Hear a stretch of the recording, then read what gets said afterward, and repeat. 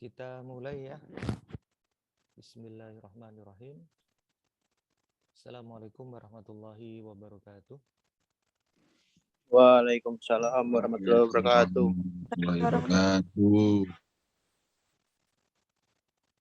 Sembari menunggu yang lain, ini ada 21 yang sudah join.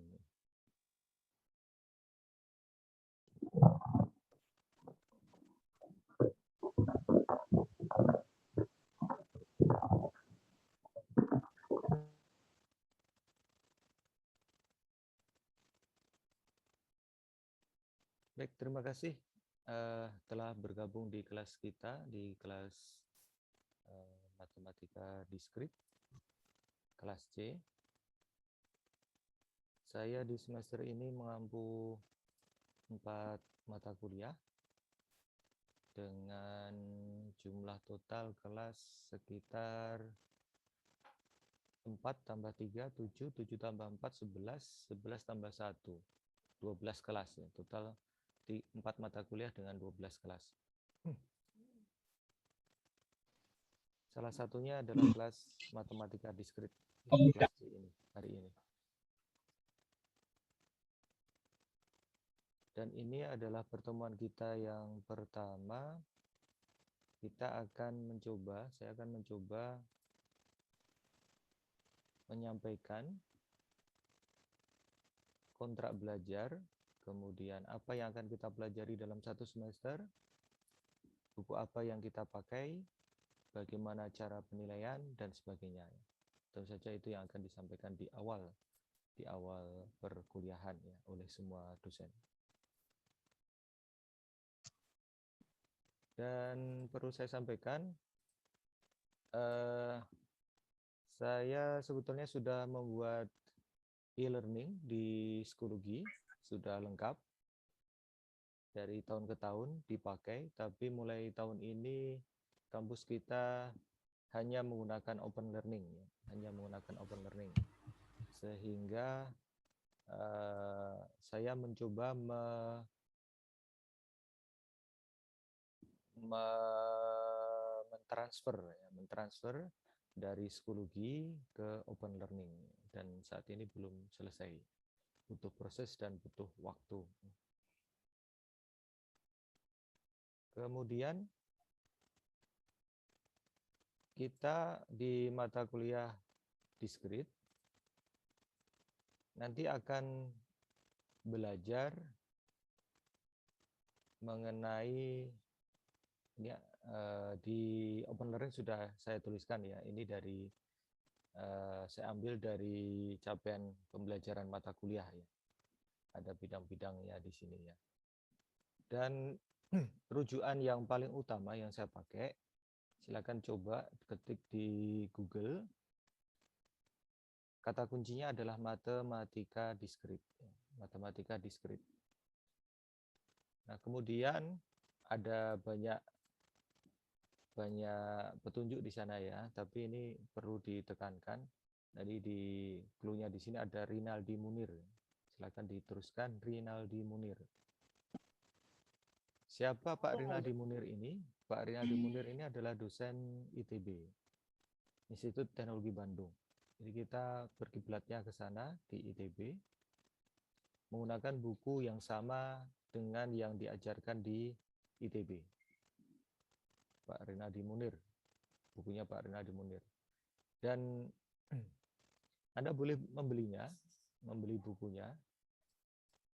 Bukunya itu seperti ini, cover. Kok beda-beda covernya? Ya ini beda edisi ya. Yang saya punya itu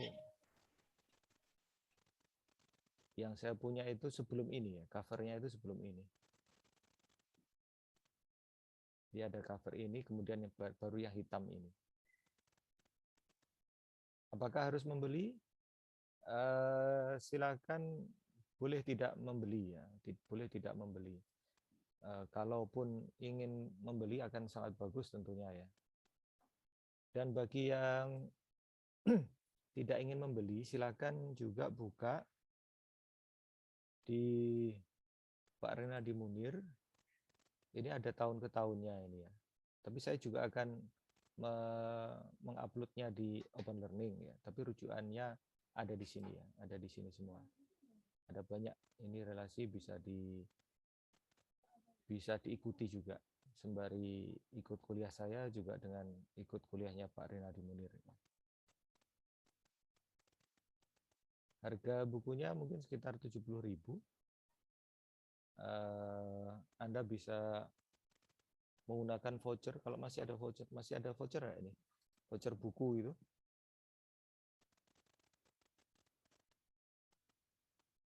Apakah masih ada program voucher buku di kampus? Masih, Pak. Nah, itu kalau saya, makasih tanggapannya Mas Saiful Qadri ya tadi ya. Iya, Pak, Syifaul Qalbi. Sifaul Kolbi, pengobat hati. Ini mengobati hati orang tuanya, ya. Amin. Amin, amin, Pak.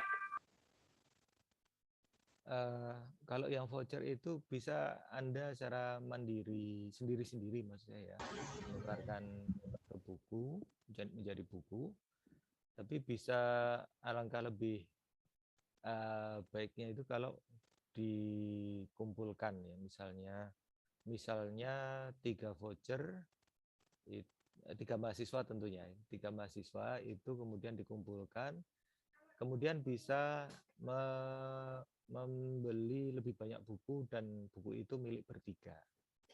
Maksud saya seperti itu. Ya tentunya perlu kerjasama ya. Kadang pinjam sana, pinjam sini itu milik bertiga. Itu lebih barangkali dalam satu semester bisa dapat lebih banyak buku ya. Itu saran saya. Tapi kalau tidak, insya Allah materinya sudah sangat cukup, baik dari saya maupun dari Pak Rinaldi Munir itu yang linknya sudah saya sertakan. Ya. Nah, kemudian coba saya buka dulu materi pertama kita ini ya, materi pertama kita. Kita berkenalan dengan mata kuliah matematika diskrit ya. Matematika diskrit. Ya, seperti yang saya sampaikan, buku pegangannya ini judulnya Matematika Diskrit. Pengarangnya Pak Rinaldi Munir. Pak Rinaldi Munir, dosen dari ITB.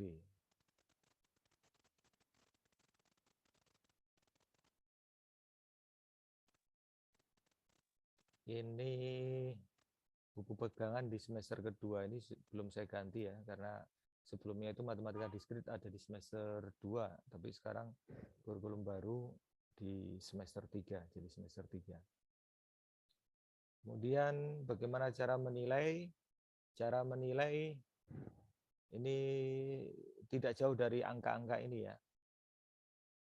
Kehadiran 10, tugas 30, kemudian mid ujian UTS 30 dan UAS 30. Saya mengharap adik-adik sekalian jangan melewatkan ya. Walaupun nanti misalnya ada tugas, mohon dikumpulkan walaupun tugas itu belum lengkap ya. Walaupun tugas itu belum lengkap, jangan sampai dikosongkan.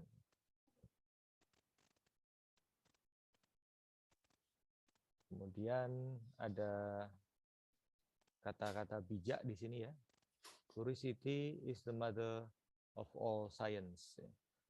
Jadi rasa ingin tahu adalah ibu dari semua ilmu pengetahuan.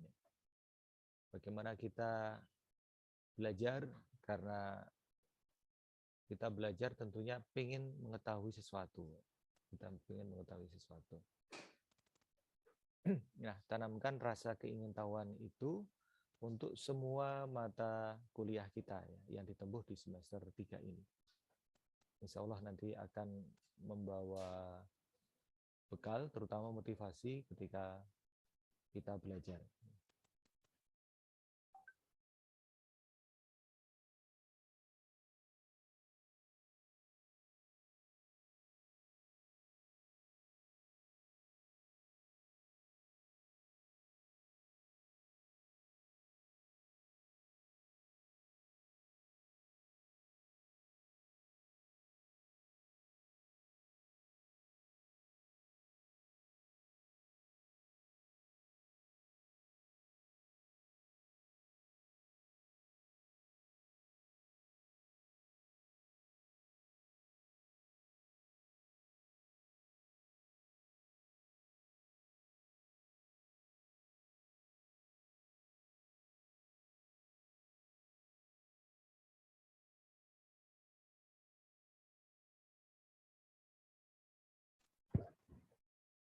Mohon maaf, sound saya terputus ini ya, ada trouble di sound. Jadi saya pakai dua piranti sekarang ya. Saya bicara melalui HP ya, melalui HP. Apa bisa didengar? Bisa, Pak. Bisa, Pak. Karena tadi sempat tidak, ini tulisannya failed to detect your microphone. Jadi saya langsung mengaktifkan HP saya. Saya menggunakan dua piranti sekarang ya. Kemudian saya lanjutkan. Kita akan berkenalan dulu apa itu matematika diskrit. Di dalam bukunya Pak Rinaldi Munir itu sebenarnya isinya adalah sangat banyak. Bukunya lumayan tebal dan begitu banyak isinya. Kalau saya membayangkan Pak Rinaldi Munir itu menulis buku setebal itu, kalau saya sendiri mungkin saya butuh waktu 2 tahun ya untuk menulis buku itu. Karena buku itu tidak hanya berisi tulisan, tapi juga gambar, juga kurva, ada kurva juga, ada juga persamaan matematik yang dituliskan. Jadi tidak seperti menulis buku biasa atau kalimat biasa. Kalau menulis rumus matematika tentunya butuh waktu yang lebih banyak ya. Kita menggunakan equation editor kalau dengan Word dan Microsoft Word maksud saya. Tentunya waktunya akan menjadi sangat banyak dan menulis sekitar 700 halaman itu tentunya butuh waktu yang cukup banyak. Dan di bukunya Pak Rinaldi Munir tersebut, cakupannya tidak dibahas dalam satu mata kuliah ini ya. Kalau di prodi kita, dan saya mengikuti yang terakhir itu juga di ITB, itu di bukunya itu ternyata juga di-split menjadi dua mata kuliah, Kalau di mata kuliah kita ini ada mata kuliah logika dan himpunan. Kemudian matematika diskrit itu juga, matematika diskrit itu sendiri ya. Jadi ada dua mata kuliah itu. Logika dan himpunan itu dipisahkan dalam prodi kita menjadi mata kuliah tersendiri, kemudian matematika diskrit tersendiri. Dan bukunya Pak Rinaldi Munir ini kalau kita lihat di bab 1 nanti ada chapter atau bab yang membahas mengenai logika informatika dan juga himpunan. Bab 2-nya di himpunan. Ini dipisahkan di program studi kita. Nah, di matematika diskrit ini adalah cabang matematika tentunya karena menggunakan kata matematika di sana ya. Tapi kemudian ada diskrit, ada kata yang menghubungkan di sana ya. Itu yang berkenaan atau berkaitan dengan objek-objek diskrit. Nah, sekarang apa itu diskrit? Apa itu diskrit? Nah, diskrit ini ada beberapa kondisi ya. Ada beberapa kondisi sesuatu yang disebut diskrit. Sesuatu disebut diskrit itu ada kondisinya. Yang pertama itu terdiri dari countable different element. Maksudnya apa itu? Elemen-elemen yang berbeda yang bisa dihitung ya. Yang bisa dihitung. Terdiri dari sejumlah berhingga elemen yang berbeda. Atau each element is unconnected ya. Elemen-elemennya tidak bersambung, tidak bersambung. Nah, contoh di sini ada kumpulan integer. Integer itu apa? Angka. Integer itu apa? Apa? Angka. Lebih spesifik?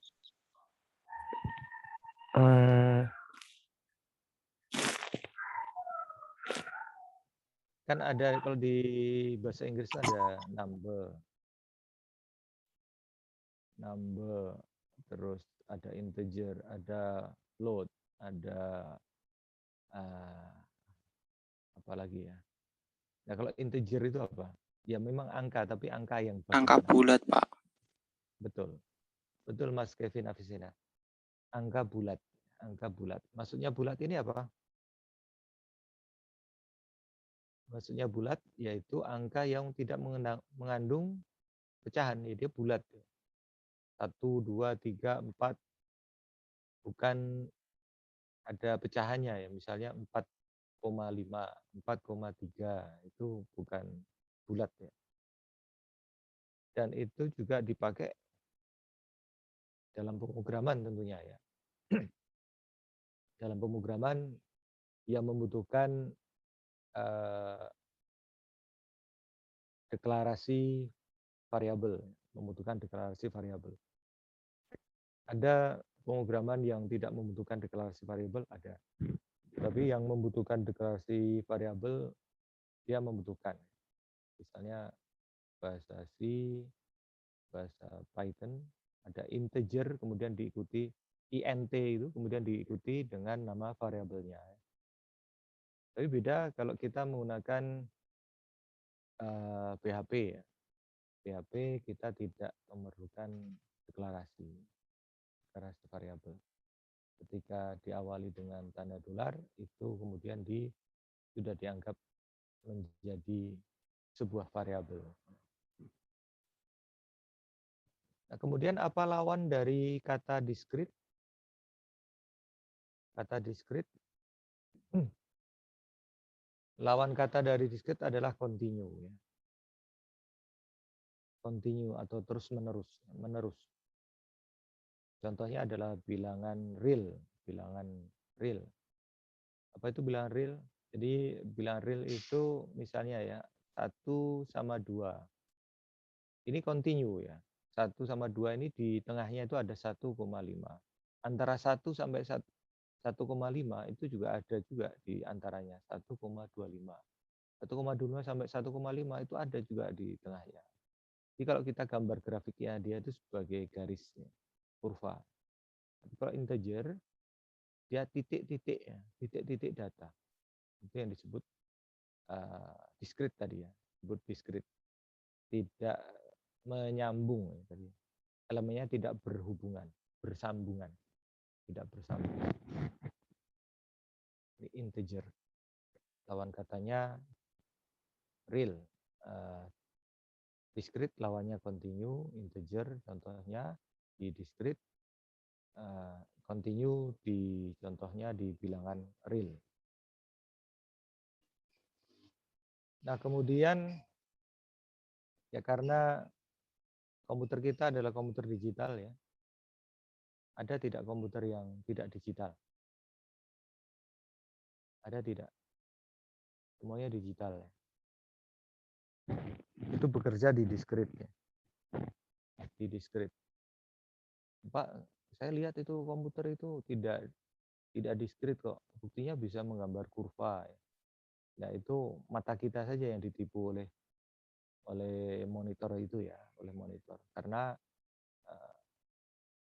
dia seakan-akan continue kurva itu, tapi sebetulnya adalah kumpulan titik-titik yang sangat pendek yang kemudian seakan-akan berhubungan ya, menyambung terus-menerus. Ya. Padahal itu adalah titik-titik data yang sangat sempit, sangat berhubung, sangat dekat ya, sangat dekat sehingga seakan-akan dia terhubung. Tapi itu tetap discrete. Ya. Ketika kita menulis abjad A, misalnya kita mengetik di keyboard kita itu ya, keyboard QWERTY kita itu, ketika kita mengetik A, tentu saja huruf A itu juga akan disimpan, stored, and manipulated, akan disimpan, diproses di dalam komputer sebagai bentuk discrete, dalam hal ini biner, dalam hal ini biner, 0101, kapan high, kapan low. Itu makanya di biner itu kan gambarnya patah ya. Atas bawah atas bawah atas bawah gitu ya. High low high low. Tidak ada nilai separuh, tidak ada nilai antara 0 dan 1 separuh atau 3/4 kan tidak dianggap ada angka itu ya. Yang paling dekat ke 1 atau paling dekat ke 0 gitu ya. Nah, nilai A tersebut tentunya mengacu pada kode ASCII ya. Ada yang tahu ASCII? ASCII code?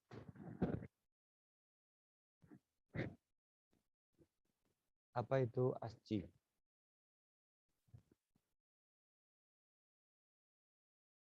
ASCII. Ada yang membantu menjawab?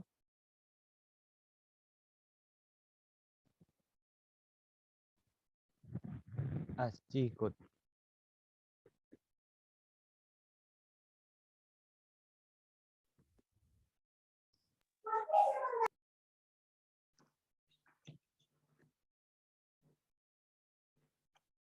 Apa itu ASCII code? Ketika kita menulis A, kemudian apa yang kita menekan tombol A. Tidak ada yang ingin menjawab?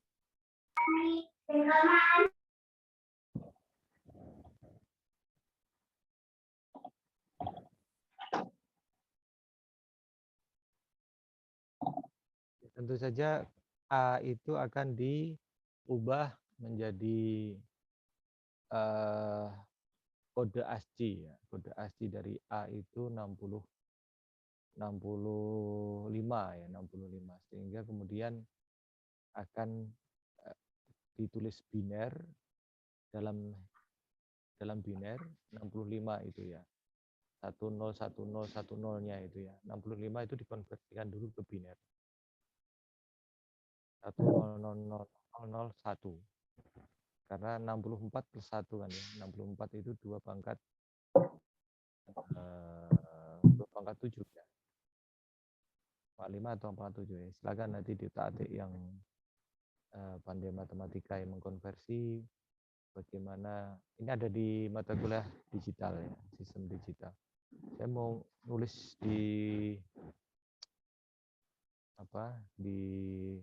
yang saya share screen ini agak kesulitan. Kecuali apa yang sudah saya siapkan. Oke. Oleh sebab itu, discrete matematika diskrit itu adalah ilmu yang dasar ya, ilmu dasar, ilmu yang berguna membekali mahasiswa ke mata kuliah berikutnya.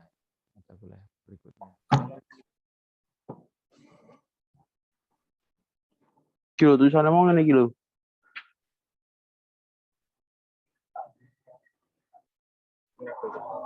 Error. Empat sepatu. Mas Akbar, suaranya belum di-mute. Nah, di dalam bukunya Pak Rinaldi Munir,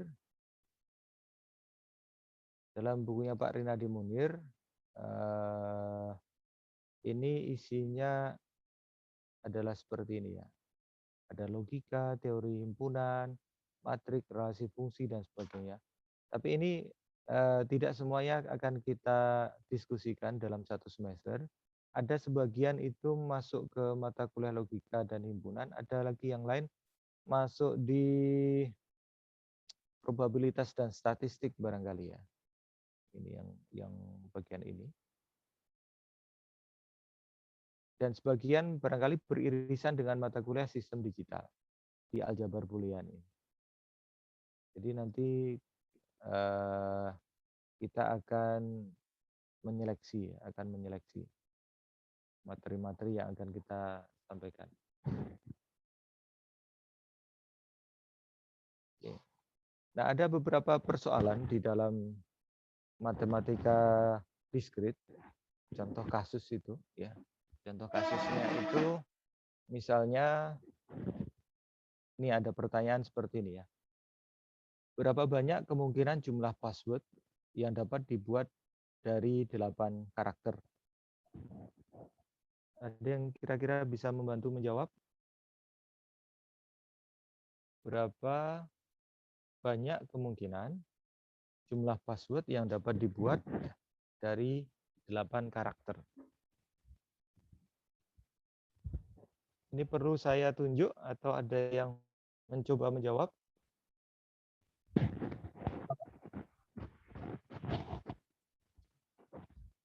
Monggo silahkan. Ya, kita diskusi ringan saja ya. Mungkin 264, Pak. 264 password. Oh, Iya, sekarang Pak. gini aja.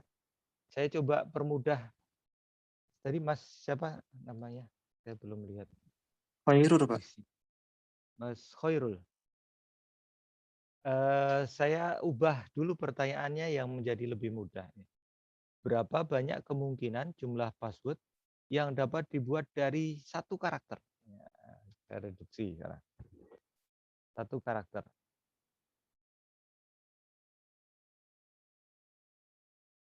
Iya, ya 1, Pak. Berapa banyak kemungkinan jumlah password yang kita buat dari 1 karakter? 1, Kenapa hanya Pak, 1? mungkin.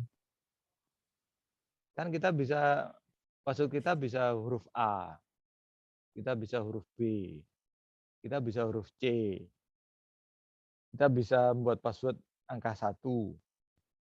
Karena hanya satu jumlah 1 karakter saja. Dan karakter itu kan terdiri dari huruf kecil, huruf besar, angka, dan spesial karakter yang diperkenankan kan. Gimana Mas Khairul?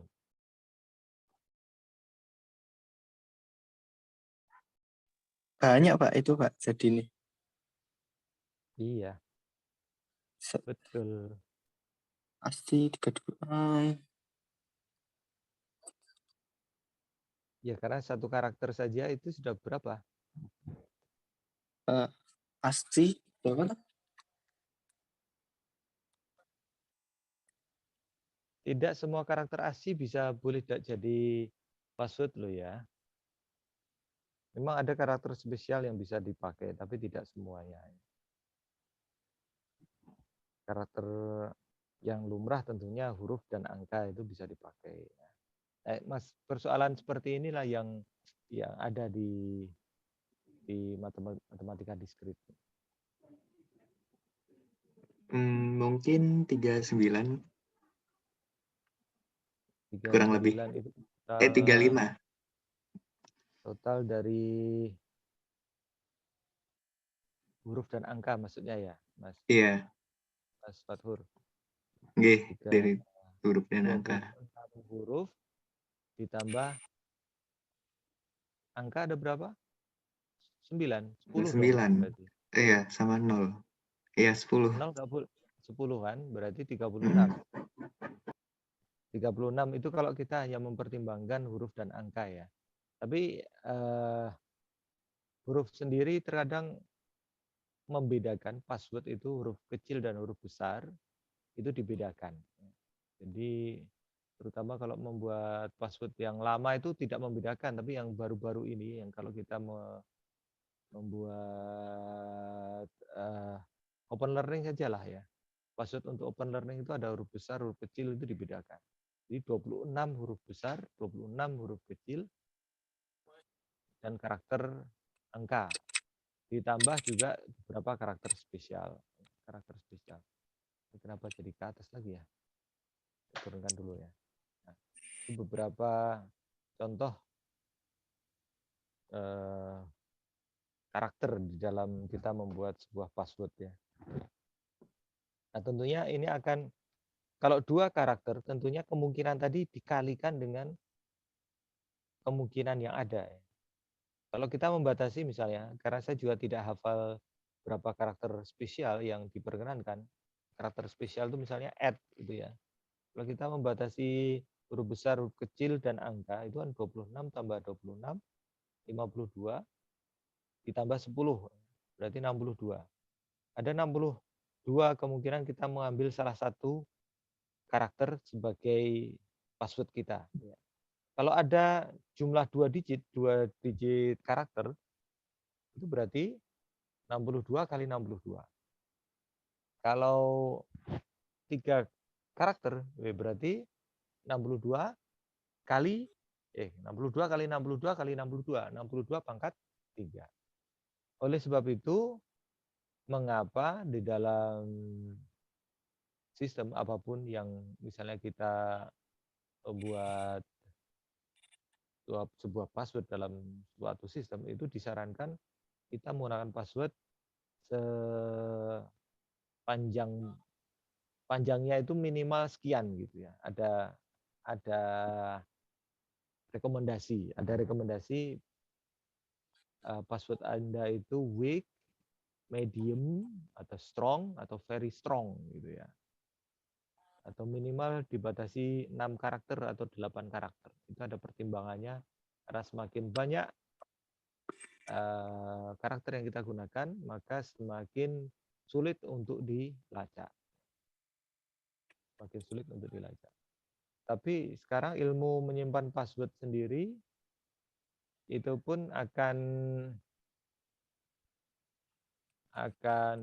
saya ngalami sendiri ya, tentunya adik-adik sekalian juga akan mengalami juga ya.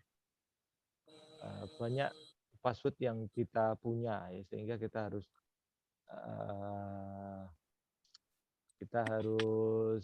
pandai-pandai mengelola ya.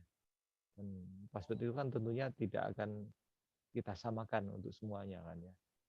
Password email, password media sosial pun ada berapa juga? Ada di Facebook, ada Instagram, ada Twitter kalau punya Twitter, saya nggak punya Twitter. Kemudian ada email itu saya yakin email adik-adik sekarang itu lebih dari satu. Sebelum masuk UMS itu sudah punya email. Kemudian masuk ke UMS dapat email kampus, iya kan? Jadi udah beberapa password sendiri itu. Itu belum misalnya kalau ada jurnal nanti ke sistem UMS ada beberapa sistem ke jurnal, ada beberapa jurnal yang diikuti, tentunya menjadi sangat banyak. Terkadang terbalik-balik.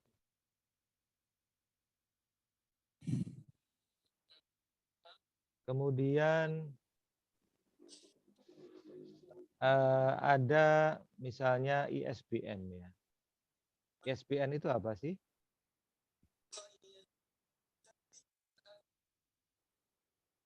Ternyata ISBN itu menggunakan ilmu matematika diskrit ya. ISBN itu International Serial Book Number ya. Kita belajar ada materinya nanti di pertemuan 2 atau pertemuan 3 itu. Bagaimana ISBN itu divalidasi. Karena ada aturannya, tidak bisa sembarangan angka, terutama di angka terakhir. Angka terakhir itu biasanya untuk cek digit ya, untuk karakter uji. Itu tidak bisa sembarang angka. ISBN itu ada 10 digit dan karakter yang terakhir itu merupakan karakter uji ya, cek digit ya. Cek digit dan itu ada perhitungannya, dan perhitungannya itu masuk dalam ilmu matematika diskrit. Nah, contoh lagi itu kalau kita belanja ya maksud saya. Belanja di toko atau di supermarket, ada barang produk apapun, kemudian kita lihat di sana ada garis-garis itu ya, garis barcode itu ya. Nah, itu juga matematika diskrit gitu ya. Ilmu di matematika diskrit. Pernah memperhatikan ada garis-garis itu? Misalnya di buku, spidol, pulpen, Indomie. Indomie toys. Gimana Mas Khairul? Indomie itu di Indomie kan ada plastiknya itu di belakang itu kan ada barcode-nya ya. Garis-garis itu sampai sekarang belum ada teknologi yang bisa menggantikannya, yang superior menggantikannya, yang murah, sangat murah bahkan ya, sangat murah dan efektif efisien selain barcode itu ya, untuk pemindai, alat pemindai. Dan itu pun juga ada aturan-aturannya ya, ada aturannya dan ada karakter ujinya juga. Karakter ujinya menggunakan ilmu matematika diskrit yang kita akan pelajari.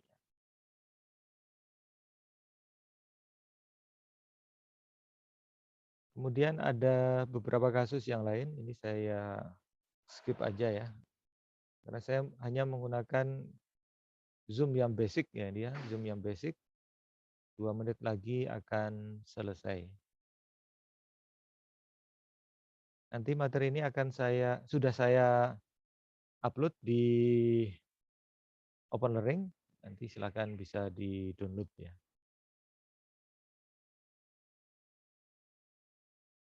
Kira-kira begitu, ada pertanyaan?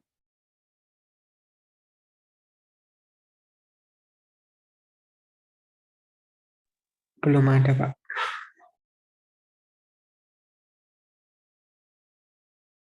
Untuk ke depan nanti perkuliahan ada sesi sinkron seperti ini pertemuan dan ada yang asinkron. Kalau asinkron berarti saya harus menyiapkan videonya ya, beberapa video untuk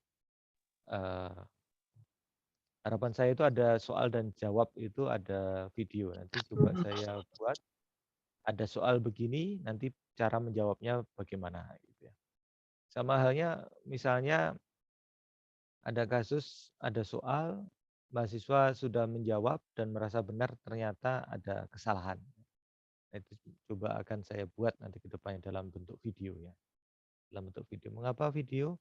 Karena di dalam Zoom ini untuk menulis coret-coretan cara pengerjaan itu akan lebih sulit ya, lebih sulit harus ada menggunakan tablet barangkali ya, tablet dengan pen stilusnya itu ya. Saya tidak punya, ini akan kesulitan. Kira-kira itu, insya Allah kita ketemu lagi minggu depan ya. Saya akhiri, tinggal 1 menit. Alhamdulillahirrabbilalamin, kurang lebih mohon maaf. Assalamualaikum warahmatullahi wabarakatuh. Waalaikumsalam. Waalaikumsalam warahmatullahi wabarakatuh.